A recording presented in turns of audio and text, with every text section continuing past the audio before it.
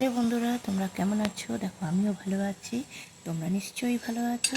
দেখো, আজকে আমি একটু ঠাকুর নিয়ে এসেছি। ঠাকুর নিয়ে একটা ভিডিও করছি। সেটা হচ্ছে আমি দেখো ঠাকুর কিভাবে পরিষ্কার করবে। আমার দেখো পেতলের ঠাকুর আছে।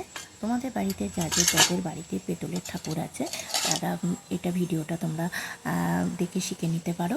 দেখো, আমার যে মা লক্ষ্মী আছে, গোপাল আছে, রাধাকৃষ্ণ আছে। এই ঠাকুরদের আমি দেখো এই বাজারে কিনতে পাওয়া যায়, যে কোনো শপেই পাবে পীতাম্বরী। এই পীতাম্বরীটা দিয়ে তোমরা ভালো করে ঠাকুর পরিষ্কার করে নিতে পারবে। প্রথমে সামান্য একটু পীতাম্বরী দেখো একটু হাতে লাগিয়ে নিয়েছি, নিয়ে ভালো করে একটু মাখিয়ে দিলাম। একটু ধরো তোমরা বেশিক্ষণ না হলে 5 মিনিট রাখতেই পারো, আর যদি সময় কম থাকে অল্প রাখলেও পরে হবে। 2-3 মিনিটের মধ্যে পরিষ্কার হয়ে যাবে। আমি দেখো ভালো করে সব ঠাকুরগুলো আমি মাখিয়ে নিয়েছি।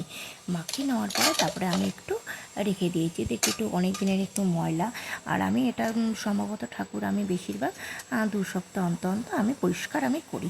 ভালো করে মাখিয়ে নিয়েছি। নেওয়ার পরে তারপরে দেখো এবার আমি জল দিয়ে ভালো করে ধুয়ে নিয়েছি।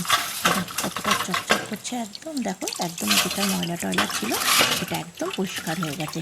এবার দেখো আমি ভালো করে জল দিয়ে ধুয়ে নিয়ে তারপর আমি কী করলাম, এটা একটা শুকনো কাপড় দিয়ে ভালো করে আমি মুছে নিলাম। মুছে নিয়ে দেখো এবার আমি দেখো চলে এসেছি। দেখো কত সুন্দর লাগছে, দেখো একদম পুরো ঝকঝক করছে, একদম পুরো সোনার মতো একদম ঝকঝক করছে। তোমরা কিন্তু এইভাবেও কিন্তু পরিষ্কার করে নেবো। ভিডিওটা যদি ভালো লাগে তাহলে একটা লাইক, কমেন্ট, একটা শেয়ার করে দিয়ে পাশে থেকো।